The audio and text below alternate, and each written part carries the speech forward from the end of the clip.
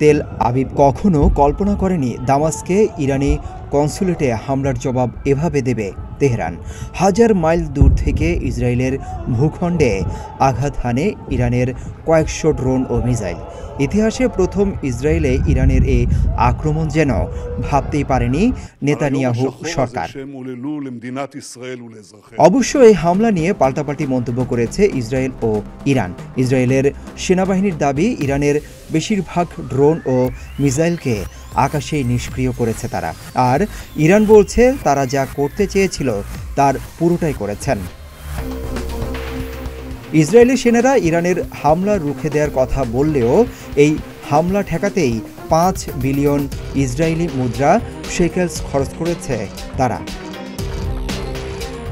Israeli সংবাদ মাধ্যম ইয়াদিউজ অরনাজের বরাতে তুর্কি সংবাদ মাধ্যম টিআরটি জানায়, দেশটির সেনাপ্রধানের সাবেক প্রধান অর্থনৈতিক উপদেষ্টা ব্রিগেডিয়ার জেনারেল রেম আমিনাস হিসাব কষে দেখেছেন শনিবার রাতভর ইরানের হামলা ঠেকাতে আনুমানিক প্রতিরক্ষা ব্যয় 135 কোটি মার্কিন ডলার।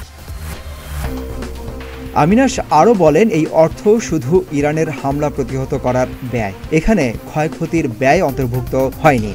ইরানের ব্যালিস্টিক ক্ষেপণাস্ত্র ভূপাতিত করতে ব্যবহৃত 1 কোটি অ্যারো ইন্টারসেপ্টর ক্ষেপণাস্ত্রের দাম $35 লাখ।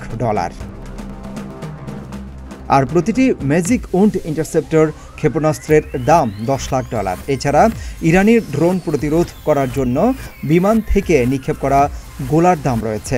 এছাড়া ড্রোন আটকাতে অংশ নেওয়া বিভিন্ন ধরনের বিমান পরিচালনার খরচ তো রয়েছেই। ইসরায়েলিরা যখন এমন হিসাব দিচ্ছে, তখন স্বভাবতই প্রশ্ন উঠছে, কত টাকার হামলা ঠেকাতে এত বিপুল অর্থ ব্যয় করতে হলো তেল আবিবকে?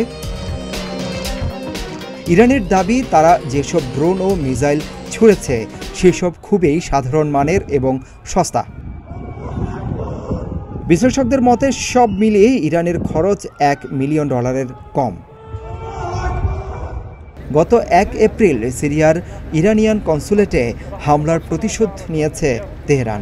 এখন প্রশ্ন হলো, ইসরায়েল কিভাবে প্রতিক্রিয়া জানাবে? মধ্যপ্রাচ্যের এই দুই প্রতিদ্বন্দ্বীর মাঝে সরাসরি যোগাযোগের কোনো মাধ্যম নেই। আগামী কয়েকদিন কিংবা ভবিষ্যতে তারা বিপজ্জনক যে কোনো সিদ্ধান্ত এড়াতে সক্ষম হবে কিনা সেটাও এখন সবচেয়ে বড় আশঙ্কা বলে মনে করছেন বিশ্লেষকরা।